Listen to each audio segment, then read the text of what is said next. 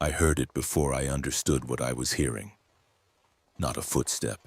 Not exactly. It was the sound of weight moving through soaked ground without ever breaking it. A deep pressure passing through the moss to my boots parallel to me behind the cedar trunks. The air tasted like wet bark and old rot. Every breath came in cold and green. My thermal scope showed a flat wash of pale blues and dead black between the trees. Nothing warm, nothing living, nothing that should have been making the trunk shiver the way they were. I kept moving because stopping out there was sometimes worse. The dripping never let up. It ticked from branch to fern to rotted log with that soft, patient rhythm the peninsula had even on clear nights. Like the forest was still leaking rain from some older weather. And then I glanced down and saw a second line of prints in the mud. They weren't offset from mine. They were beside them, matching my stride so perfectly it felt practiced. Same distance, same length, always one step ahead. I stopped. The forest stopped with me. I raised the radio slow enough that I could hear my sleeve rasp against my jacket. Owen Trask came through in a sheet of static calm as a man reading weather reports. "Don't acknowledge it," he said. "It hasn't decided you're real yet." I looked down again. The extra footprints had stopped exactly where mine had. The mud was glossy with seep water, fresh, undeniable. And whatever had been making them wasn't standing there. Why did the rules care more about what I noticed than what was actually in front of me? That was 6 days into the job. By then I'd already decided it would be my last contract, though not for any reason I would have admitted out loud. The truth was uglier than fear. I'd been doing that work long enough to get good at it, and I hated what getting good had turned me into. There are jobs that ask you to stay calm around bad things. There are jobs that pay you to walk toward the sound no one else wants to investigate. After enough years, competence starts to feel a lot like surrender. You stop asking why a thing exists and focus on whether it leaves tracks, whether it feeds, whether it can be baited, whether it can be put down before somebody stumbles into it. You call that professionalism because the other word for it is adaptation. The Olympic contract came through Owen Trask 3 weeks after I'd told him I was done. He and I was in a motel room that smelled like bleach and stale coffee when the call buzzed in on the encrypted handset. He didn't bother easing into it. He said they had repeat incidents in the old growth on the peninsula, missing survey markers, confused hikers, one ranger report that never made it into the county system, and a veteran tracker already on site who'd only worked the assignment with me. The heater in the wall clicked and breathed out air that never got warm. I remember staring at the yellowed curtain while he talked, tasting rust from the radiator and thinking that if the work needed a favor to happen, then it probably wasn't worth doing. I took it anyway. That was the shape of my career by then. Not bravery, not conviction, habit, debt, and the stupid confidence that comes from having survived the last bad call. Owen sent coordinates, frequencies, and a revised field packet. Revised was never a word I liked seeing. It meant somebody had lived long enough to update a mistake. I met Marin Kittredge at a turnout off a logging road just after dawn. The clouds were low enough to drag their bellies through the spruce, and the smell out there hit me before I killed the engine. Moss, cedar sap, decomposing bark, wet stone, all of it thick enough to taste. There was no rain falling, but I could still hear the drip coming down from the canopy, steady and close, as if the branches were making their own weather. Marin stood with one boot on the bumper of an old utility rig, checking a pack that looked less packed than arranged. Everything had a place. Ammunition sealed in waxed sleeves, medical kit, flares, glass markers, no trophies, no bravado. And she looked like someone preparing to do maintenance on a dangerous machine. That was the first thing I noticed about her. Not her gear, her attitude toward it.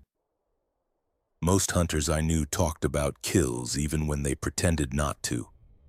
They collected stories the way some men collect scars. Marin treated the whole operation like a compliance check. Something had drifted where it shouldn't, and we were there to correct it before worse things happened. It irritated me on sight. She watched me step out of the truck, took in the rifle case, the scope bag, the spare batteries clipped to my vest, and said, "You packed like you're planning to win an argument." Her voice was low and dry. No edge, just fact. I packed like I'm planning to finish the contract. She shut the tailgate with a muted metal thud. That's not always the same thing. Up close, she smelled like wet wool. Wood smoke soaked deep into old fabric and the sharp medicinal tang of spruce pitch. Her expression didn't give much away. Not cold, not friendly, just disciplined. Owen had told me she was good. He hadn't said she was the kind of good that made other people feel reckless for breathing too loud. The field packet was in a clear sleeve on the passenger seat of her rig. The pages had curled from damp and been flattened again. I flipped it open while she checked the radio frequency. The first page said, "Updated protocols in block print," and below that were the rules. I read the first one aloud because sometimes hearing a stupid instruction helps you decide whether to ignore it. Do not track anything you cannot confirm visually. Marin didn't look up from the handset. That one's there because too many people trust signs more than eyes. I read the next line. If your equipment fails to detect it, assume it is outside your perceptual range. That made me pause. The page smelled faintly of mildew and graphite, like it had been copied in a basement. Outside my what? Read the rest, she said. I did. Never follow a trail that mirrors your own movements. If you hear your name spoken without radio confirmation, do not respond. Leave the area immediately if all forest sounds stop simultaneously. Beneath the typed text were handwritten notes in the margin, cramped and dark from a softer pencil. Marin's handwriting, I found out later. I'd seen enough field annotations to recognize the difference between official language and the way people wrote when they were trying to stay alive. The more you notice, and the more notices you. Some things only exist if you're looking for them. Stop looking. If the forest goes quiet, you're already too late. I looked up at her. These aren't rules. They're campfire advice. She finally met my eyes. No, they're late. There was a dripping sound off to our right, slow and regular, even though the patch of gravel around us was dry. I glanced toward the tree line. Nothing moved. No birds, no squirrels kicking bark, no insect buzz. Just the distant wet ticking of a forest leaking from inside itself. Looking back, that was the last morning I still thought experience was the same thing as understanding. Owen came over the radio at 7:30. His voice always sounded a little flattened through the encryption, like it had been pressed between glass. And he gave us the latest incident perimeter and told us there'd been no civilian traffic on the interior service road since the previous afternoon. Then he added, "Stay within assignment band. If the protocols shift, I want acknowledgement." Shift. I keyed the mic. "Protocols don't shift," Marin answered before Owen did. "They do here." There was a hiss of static. Owen let that sit for a second too long, then said, "Garrett, follow Marin's lead." That should have told me plenty. Instead, it annoyed me. I'd spent years walking into abandoned irrigation tunnels, storm drains, utility corridors, quarry shelves, burned tracks where the soil still gave off old heat at midnight. I knew how to move quiet, how to read sign, how to distinguish folklore from appetite. And like most men who survive a specialty long enough to mistake pattern recognition for wisdom, I thought the new rules were really just old fear with better wording. We started in under a ceiling of cedar boughs so dense the daylight came down green. The ground gave under every step. Thick mats of moss covered nurse logs and buried stone, and the smell of decomposition was so rich it coated the back of my throat. Water beaded on fern tips. Somewhere above us, drop after drop kept falling with no weather to explain it. When I walked, the forest sounded busy. Drips, my packstrap brushing canvas, mud pulling at my boots, Marin's breathing controlled and shallow. When I stopped to kneel at a broken branch, everything around us thinned to nothing so fast it felt edited. I stood back up. The birds resumed 3 ridges away. Faint enough I could pretend I'd imagined the gap. Marin didn't comment. That was another thing about her. She never wasted words proving she was right. We found the first trail near a creek bed choked with salmonberry and windfall cedar. At first glance it looked like elk sign disturbed by runoff, just a muddy crossing stamped into the bank and smeared by seep water. Then I got down close and felt that little professional click in my head, the one that says a thing is wrong in a way that wants to be understood. The impressions weren't hoofed, they weren't pawed, they weren't even consistently biological. One print bit deep into the mud with a clean edge like weight on a narrow split foot. The next had too many contact points and no heel. The next looked almost human until I noticed the pressure had gone wrong, in the deep point forward instead of back, as if the thing had pushed off from the front of the step rather than landed on it. The creek smelled like iron and old leaves. Cold air rolled off it and under my sleeves. "What made this?" I asked. Marin stayed on the bank. "Not for us." I heard her. I also heard the way the brush on the far side of the creek gave a tiny shiver and then held still. "What does that mean?" "It means leave it." "Because you don't know?" "Because I do." That irritated me more than it should have. Nothing makes a field operator more stubborn than a warning without a mechanism attached to it. If you tell me a slope is unstable, I'll test the soil. If you tell me a tunnel's holding gas, I'll meter it. But don't point at sign and tell me it belongs to some category called "not for us," and then expect me to back away with my curiosity intact. So I crossed. Water soaked through the seams at the edge of my boot. The mud on the far bank took my weight with a soft gulping sound. I followed the trail into a stand of younger hemlock where the air turned close and still. The prints kept a broken line, never straight, always angling just enough to avoid becoming trackable in the ordinary sense. Any normal animal tries to get somewhere. This thing seemed interested in being followed while preserving the right to deny it later. Behind me, Marin said, "Garrett." I didn't stop. The ground rose. Ferns brushed my knees cold and wet. I found the trail again between 2 cedar roots, then again in a patch of slick black soil. After 50 yards, I realized something that made the skin between my shoulders go tight, and the trail wasn't leading me somewhere. It was arranging itself around where I chose to go. I tested it because that's what I did. I cut left around a fallen trunk instead of taking the easy line over it. The next print appeared left too, half a stride ahead of where my foot landed. I stopped and changed direction, angling uphill through sword ferns thick as waist-high combs. Same thing.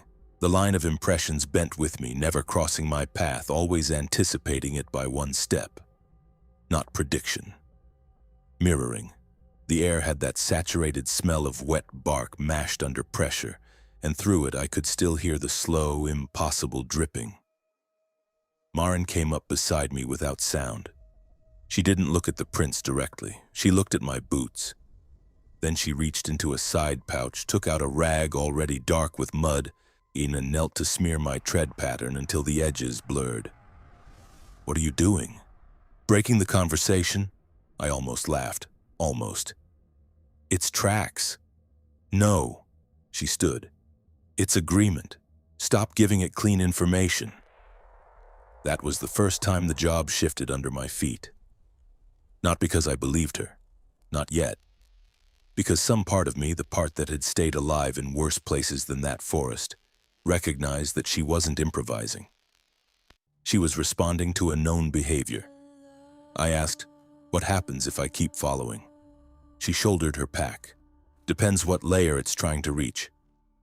I wanted to press her.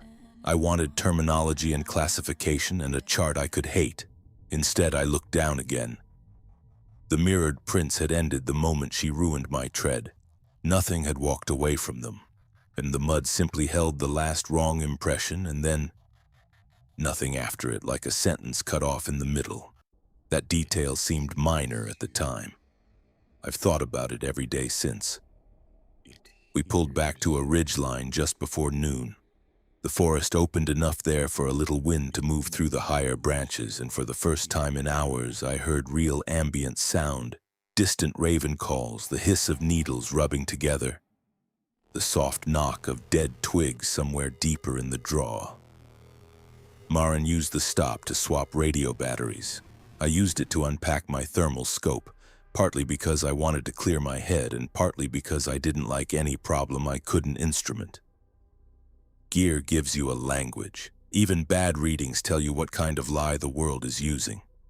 The scope had been reliable through rain, silt, tunnel dust, in one incident near a flooded culvert where the thing we were after shed enough heat to bloom white through concrete. I powered it up, adjusted gain, and panned the tree line. A black shape moved behind the cedar trunks. I didn't see it with my eyes at first. I heard it. A pressure of motion, trunks giving the smallest strained creak as something large passed between them. Not running, matching our pace. The hair on my forearms lifted under my sleeves because my body recognized scale before my mind did. You spend enough time in the field and you learn what different weights do to a landscape. Deer disturb brush, black bear shift understory, elk make the ground talk back. This was heavier than elk. Slower too. Deliberate. The thermal screen showed nothing except the normal damp gradients of bark and earth. I adjusted range. Nothing. I wiped the lens. Nothing. The thing moved again. 2 cedars ahead of where it should have been, as if distance meant less to it than the trees did. I heard bark compress. I heard something wet slide along rough trunk. My own breath sounded loud inside the collar of my jacket. Maren. She turned, saw the way I was holding the scope, and came toward me fast. "Stop scanning. There's something out there." "I know. It's big. I know. It's not on thermal." Her hand closed over the top of the scope and pushed it down.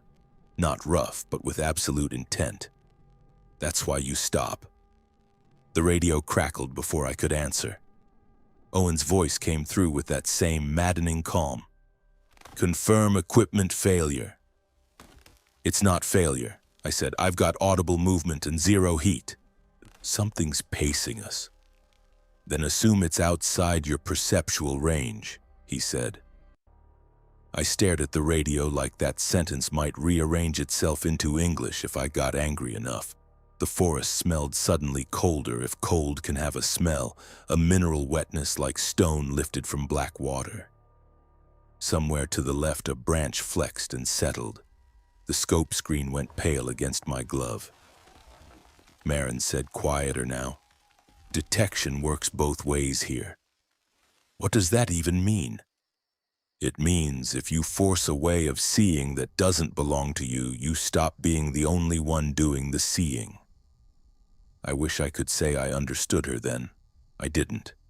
I thought she was dressing up uncertainty and mysticism because the alternative would mean admitting ignorance. That's the problem with being the experienced one in the room. And you can mistake unfamiliar truth for somebody else's bad framework. Still, I lowered the scope. The movement in the trees continued for another minute, maybe less. Hard to tell. I could hear it, feel it even. Needles shaking, damp ground transmitting a slow, traveling weight. Then it drifted up slope and was gone. Not with a crash or retreat, just absence, like a large thought leaving the room. When I checked the thermal again 10 minutes later, the screen worked perfectly. Rabbit heat in the brush. Our own fading signatures on the moss where we'd crouched. Nothing else. At the time, I thought the scope had failed to register it. I know now the scope was telling me exactly what I needed to hear.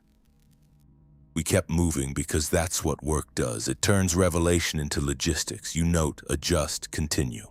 And the trail Owen wanted checked ran toward a basin where the canopy thickened and the undergrowth thinned out, which in those woods usually meant old trees, little light, and deeper rot underfoot.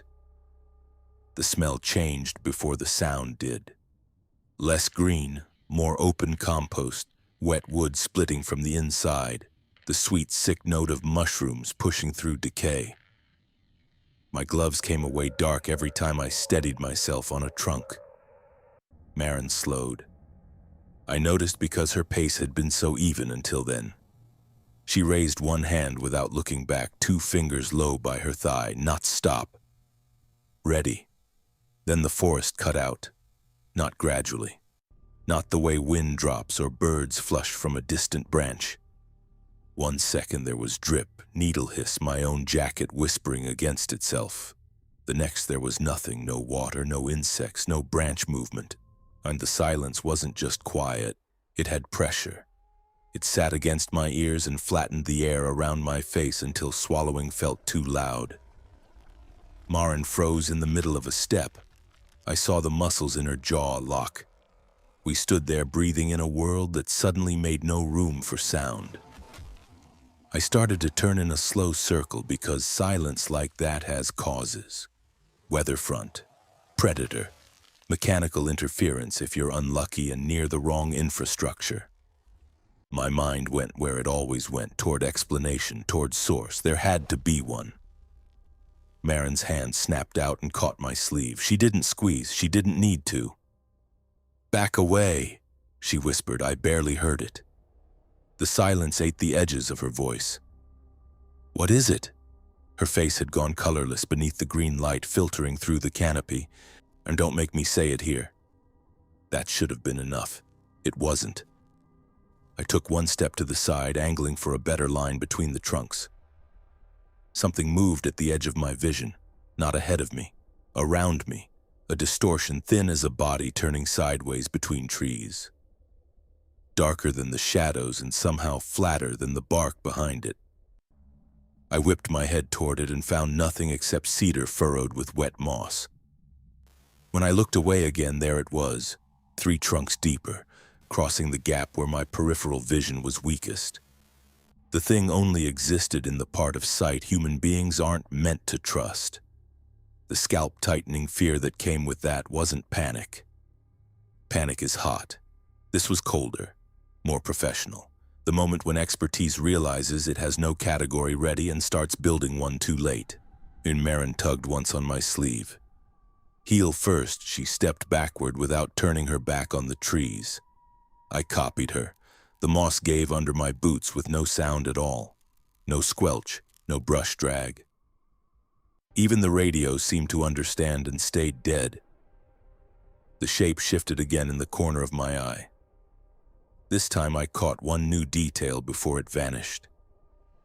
It wasn't moving through the space between trees, it was moving through the places where movement should have made sound. That was when Maren's handwritten note came back to me, the one I'd dismissed in the truck. If the forest goes quiet, you're already too late. We backed out 20 yards, maybe 30. Then all at once a drop of water hit a fern. Another ticked from branch to branch. A raven called so suddenly and harshly that I flinched. Wind moved overhead. The world resumed, and I didn't realize how hard I'd been clenching my teeth until my jaw hurt. Maren let go of my sleeve and kept staring into the basin. Her breathing was controlled but not steady.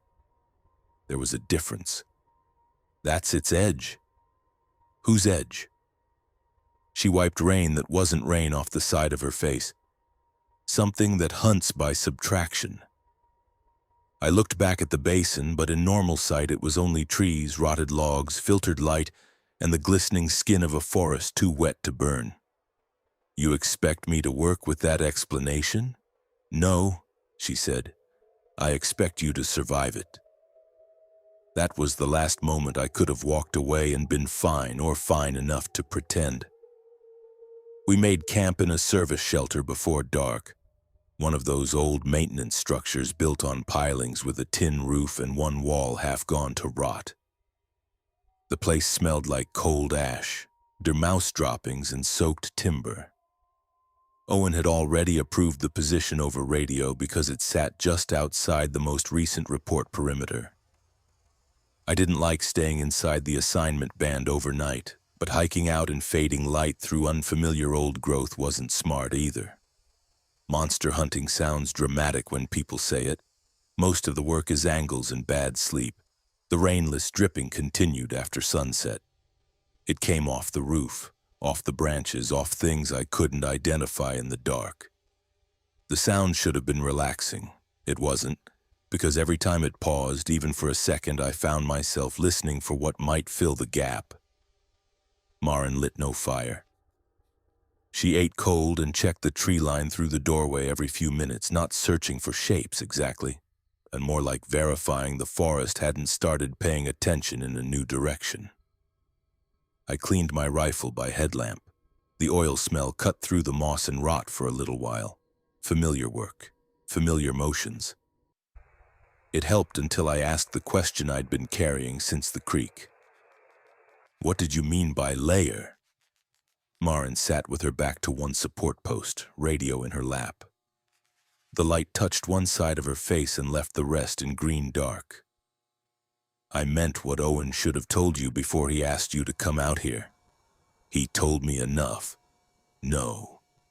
He told you what gets people to accept the contract. There was that word again. Accept. As if the job were a condition more than a choice.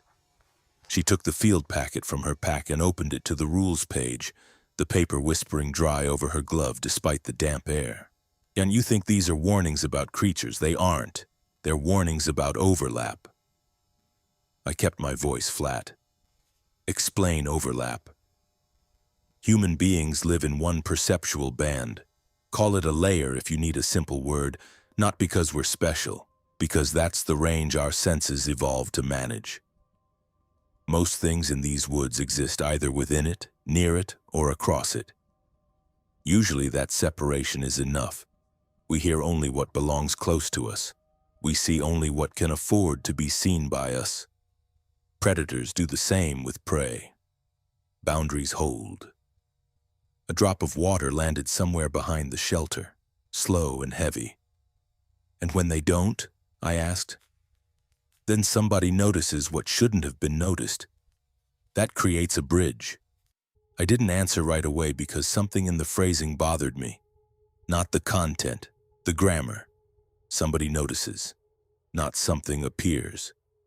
Maren must have seen the thought land because she nodded once. You're catching up. The radio hissed. Owen had been listening. Of course he had. Garrett, if you hear your name tonight, do not answer unless I confirm first. I almost said something sarcastic, then I heard it. Not loud, not dramatic, just my name, spoken from the darkness beyond the shelter in Maren's voice. Garrett. Same tone she'd used at the creek. Low level, mildly irritated. I turned toward the doorway before I could stop myself. Maren was still sitting 3 feet away from me, rigid now, her eyes on the black line of trees. The voice came again a little farther out.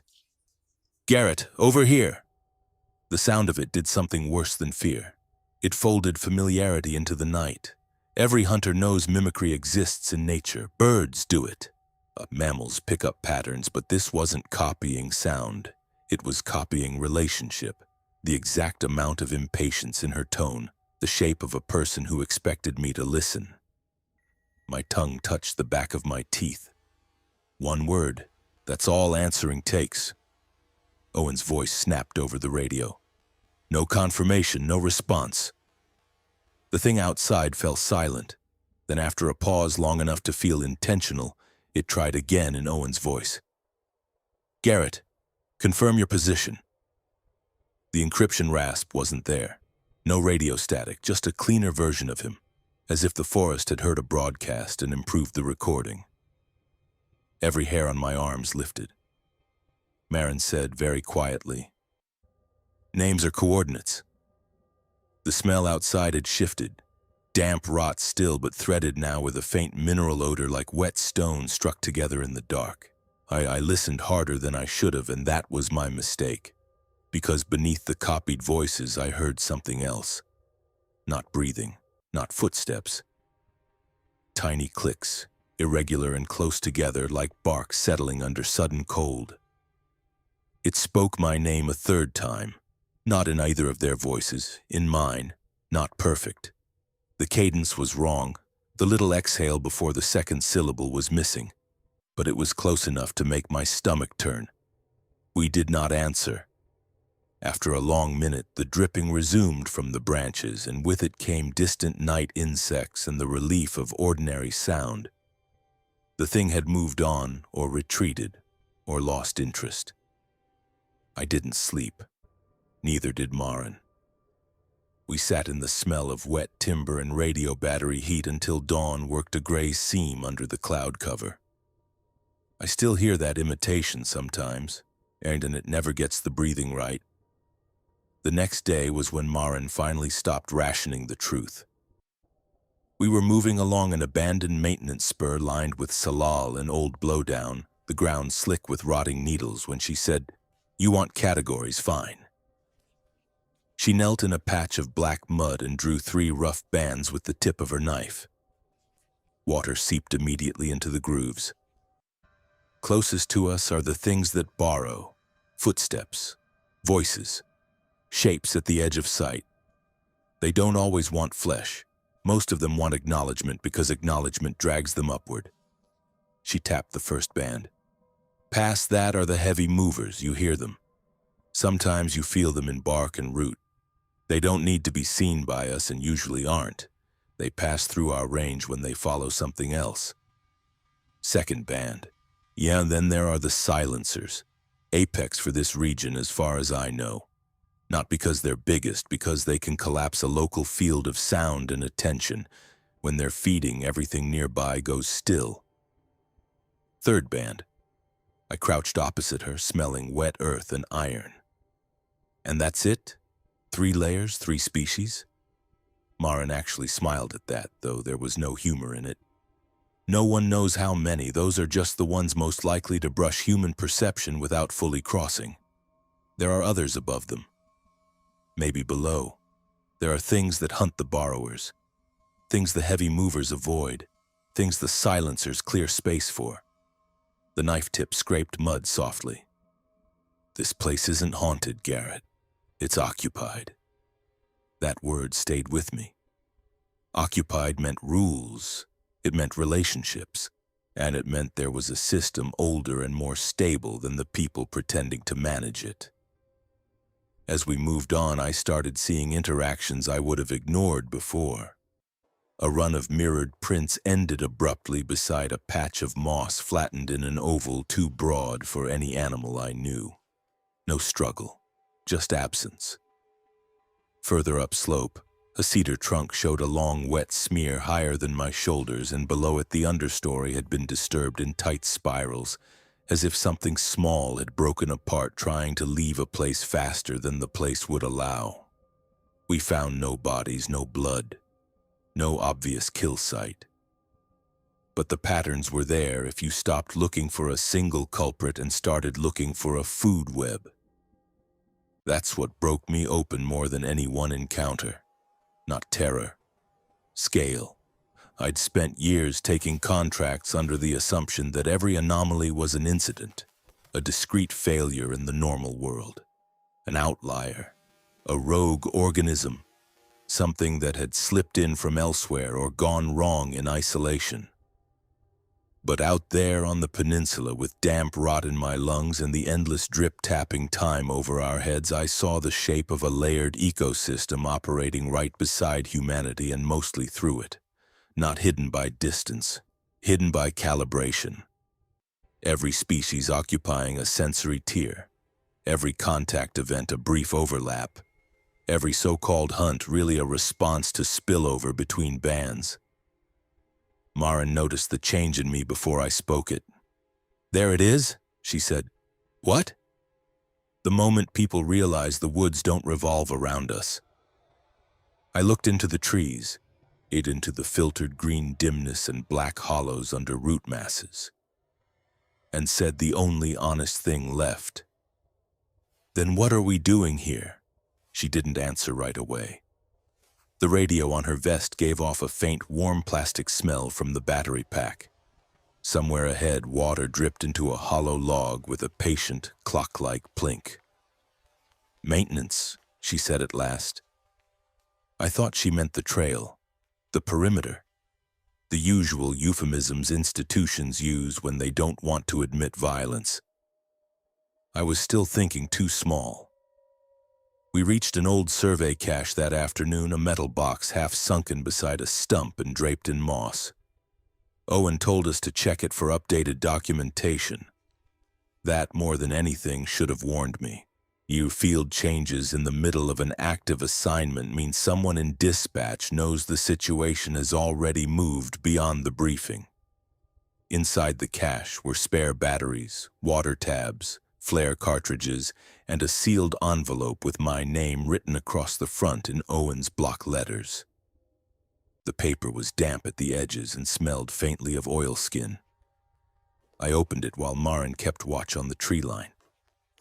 The document inside wasn't a map or a target summary. It was a deployment matrix, not threat level. Visibility index, civilian auditory reports elevated, visual corroboration minimal. Pattern persistence across witnesses increasing. Hunter perceptual drift monitor closely. I read it twice because I thought I had to be missing context. Then I looked at the previous assignment entries paper-clipped behind it. Same format, different regions, different incidents I'd worked over the years. No mention of body count unless there'd been unavoidable human contact. No mention of eradication benchmarks. Every line was about exposure, who had seen what, how often, whether reports aligned closely enough to suggest a stable overlap forming between human observers and the thing being observed. Owen came over the radio before I could call him. "You have the update." "What is this?" A little static crackled.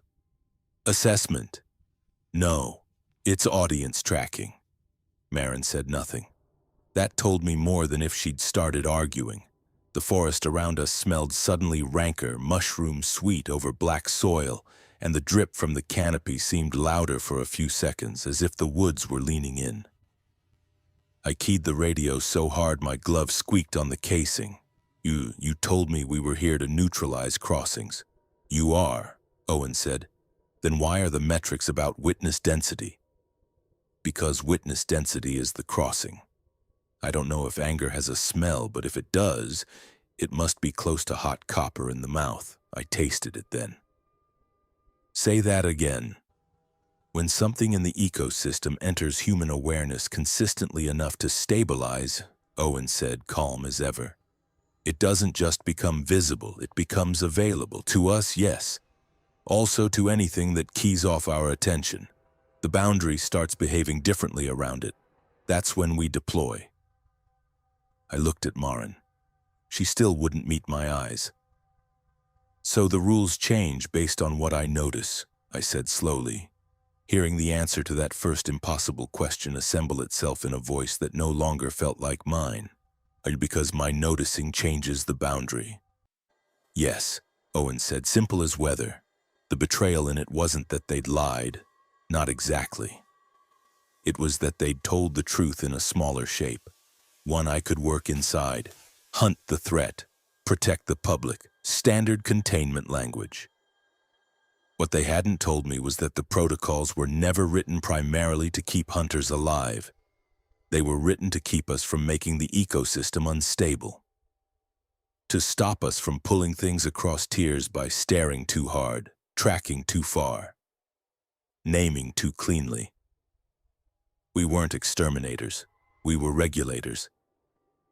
Human tools used to preserve a balance that did not belong to us. Marin finally spoke. If you kill the wrong thing, something worse gets hungry in the wrong direction. So you've known. Long enough? And you thought that was information I didn't need? She looked back into the trees toward a section of deep green shadow where nothing obvious moved. I thought if you treated it like a case you might survive long enough to leave. That hurt more than the lie, because buried in it was the assumption that understanding itself was hazardous. She was right. That was the moment I understood I'd never been paid to hunt anything. I'd been paid to stop seeing. Once I knew that, I couldn't make myself go back into the smaller version of the world. I wish I were disciplined enough to tell you I accepted the system, followed the rules, and withdrew in good order. That would have been the professional thing, maybe even the moral thing. But there is a point where betrayal and curiosity become the same movement in a person. I'd spent too many years walking the edges of these incidents, collecting signs of a larger design and being told not to ask what connected them. The peninsula gave me the answer and expected me to sheath it. I couldn't. We made our last push near evening back toward the basin where the silence had cut out the world. The air was colder there with that same stone-wet smell layered under the moss and rot. Light came down in narrow green sheets between the trunks. The forest had that waiting quality again. Not stillness, readiness. Marin saw what I was doing before I did it. "Don't," she said. I had the thermal scope in one hand and the radio off clip in the other. If perception is the boundary, and then I need to know what changes when I stop obeying it. You need to leave. I need the whole picture. "No," she said, and for the first time there was real feeling in her voice, something rough and tired beneath the control. "You need to accept that the whole picture isn't survivable." Maybe if she'd told me that the first day I would have listened. Maybe not. By then the job was already ending. I could feel that in the wet air, the way you can feel pressure change before a storm breaks. Last shift, last contract. Last chance to decide whether I was leaving ignorance on the table or carrying it out with me. So I broke the rules one by one. I tracked what I couldn't visually confirm by following the heavy movement I'd heard earlier, even where the ground showed no sign. I scanned with equipment after it failed, holding the thermal on empty forest until my eyes watered from the screen glare. I stepped deliberately into a line of mirrored prints that formed beside my own. Let them keep pace, watched them remain exactly one stride ahead.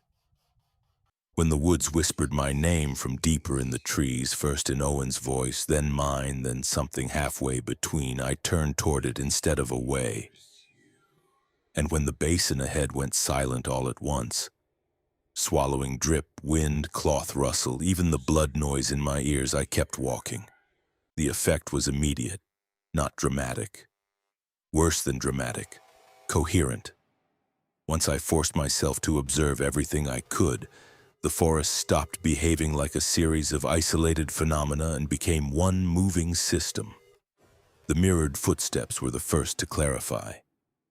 They weren't random lures, and they flowed along the edges of my path, testing for acknowledgement, borrowing structure from my movement to pull themselves closer into my lair. I could see now that they never crossed in front of me because they weren't leading. They were aligning. Beyond them, deeper between the cedars, the thermal blank mass passed again. Only this time I caught a new detail with my naked eye. Not the body itself, but the way lichen on 3 trunks compressed in sequence without any visible surface touching it, as if something broad and deliberate were occupying the space where visibility hadn't committed yet. Each step it took caused the borrowers near me to falter. Lower-tier scavengers yielding ground to a larger predator passing through. Then the silence expanded, not from a point, from relationships. The sound withdrew first from the spaces between trees, then from the branches, then from the ground under my boots. I looked sideways and saw the peripheral shape from earlier, except now it wasn't just a shape. It had structure, impossible and undeniable. Not limbs, not fur. A contour made of missing noise, bending around trunks without disturbing bark, moving only where direct attention frayed. Every smaller anomaly in the area reacted to it. The mirrored tracks stalled, the copied voices cut off mid-syllable. Even the heavy mover shifted course to avoid the basin edge. Predator hierarchy. That was the revelation, not monsters scattered through a haunted forest, a layered food chain organized by perception. Borrowers that fed on acknowledgement, massive passers that hunted by crossing bands without entering them, silencers that created hunting ground by collapsing the sensory field itself. And above or below those may be countless more. Enough that no human record could hold them all. Enough that humanity had coexisted beside them for thousands of years without noticing more than folklore. Because our senses were not designed to hold the entire ecology at once. The ecosystem wasn't hidden. It was selectively invisible. Humans were not outside it. We were one tier inside it, protected mostly by our own limits. What you could see determined what could see you, because perception was not passive in that forest. It was participation. To observe across a boundary was to announce yourself across it. Hunters existed not to wipe the system clean, which would have been impossible anyway, but to manage crossings when something or someone threatened to destabilize the old separation between layers. I finally understood every earlier scene at once. The mirrored tracks had not been warning me away. They'd been measuring whether I would become a usable bridge.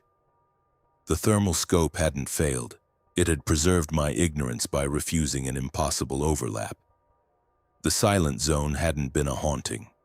It had been an active feeding boundary where a higher-tier predator reduced the local world to the one sense it needed.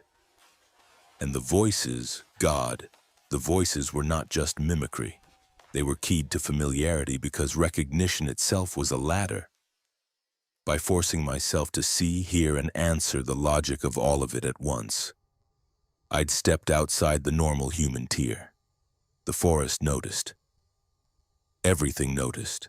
Air pressure moved through the old growth from more than one direction. Borrowed footsteps multiplied in the mud until there were too many to belong to any countable body. The heavy mover crossed somewhere behind us, close enough that a cedar trunk groaned with strain. Voices threaded through the silence in scraps of known cadence. My name, Marin's breathing pattern, Owen's clipped dispatch tone, all of it trying handles on a locked door. The smell of damp rot thickened until it became almost sweet, then curdled into the cold mineral scent I'd come to associate with boundaries thinning. Owen shouted over the radio then, louder than I'd ever heard him. "Shut it down! Garrett, shut it down now!" I don't know what that meant in operational terms. Close your eyes, break line of sight, destroy equipment, reassert the human band. Maybe all of the above. But before I could move, Marin did something I'll see for the rest of my life. She lowered her weapon, not dropped, lowered, deliberately, like a person setting down a tool at the end of a shift. Then she stepped toward the silent basin. I grabbed for her sleeve and caught only wet fabric for a second before it slid free. Marin. She didn't look at me. Her face had gone very still, almost relieved. There was no trance to it, no puppeted stiffness. If anything, she looked more certain than she had at any point since we'd met. "What are you doing?" The silence around the basin pressed so hard against the air that her answer came thin, but I heard it. Complying. That one word told me more about her than everything before it. Marin hadn't survived so long because she was braver than other hunters. She'd survived because she'd accepted the premise of the ecosystem in a way I never had. To her, the rules were not tactics. They were terms. Boundaries negotiated with a world that did not need human permission to continue. And somewhere along the line, maybe years before I met her, maybe on some other assignment Owen never told me about, she'd stopped seeing herself as separate from the maintenance. She stepped into the edge of the silent zone. No struggle, no sudden drag into darkness. The world simply revised around her. 1 second she was outlined by green light and wet cedar bark. The next she was a little less audible, a little less present, like a figure moving behind thick glass. She kept walking. 3 steps, 4. Then I couldn't tell whether I was still seeing her or only the place she'd just stopped disturbing. Marin. This time I said it. The copied voices pounced on it from 3 directions. Owen swore over the radio. I'd never heard him do that either. Garrett, break visual contact, move downslope, do not follow her. The betrayal in his voice then wasn't toward me. It was toward procedure. He'd expected loss as a manageable category, not this. Not me looking too hard. Not Marin choosing the basin, or maybe he had. Maybe that was the ugliest part. I still don't know. Something moved across my peripheral vision and kept moving even when I turned. That was new. Once I'd forced the boundary open, direct sight no longer protected me. Shapes resolved between trunks where there should have been empty air. Borrowers peeling themselves off my stride, the heavy mover pausing as if scenting me through a sense I didn't possess, and the silence blooming outward in layered rings. I did the only thing left that resembled survival. I stopped trying to understand in real time. I killed the scope and dropped it, smashed the radio against a root hard enough to split the casing and fill the speaker with mud, pulled my cap low, fixed my eyes on the patch of ground 2 feet ahead of my boots. No tree line, no movement, no voices. I walked downslope by memory and terrain feel alone, reading grade underfoot, touching trunks only when I had to, letting the smell of the creek pull me west. Behind me, ahead of me, sometimes beside me, the forest reorganized. Mirrored footsteps kept pace for a while, then split into several patterns. Some mine, some almost mine. A vast weight crossed somewhere close enough that droplets shook loose from branches and struck my neck like cold fingers. Once the world went fully silent around me again, and in that pressure I felt air move past my cheek as though something had leaned close to inspect what layer I belonged to now. I didn't look. I didn't answer when my own voice asked if I was hurt. I didn't stop when Owen's broken radio static seemed to come from somewhere ahead where the trail should have been. I kept my breathing shallow and my eyes low and my mind stupid on purpose. That may have saved me, or it may have trained me. By the time I reached the road cut, dawn had started thinning the darkness into a colorless gray. The trees opened just enough for real wind to touch my face. A gravel crunched under my boots with the most beautiful, ugly sound I'd ever heard. My truck sat where we'd left it, wet with condensed mist, metal smelling like oil and old rubber and the last version of the world I understood. I got in, locked the doors, started the engine on the second turn, then I listened.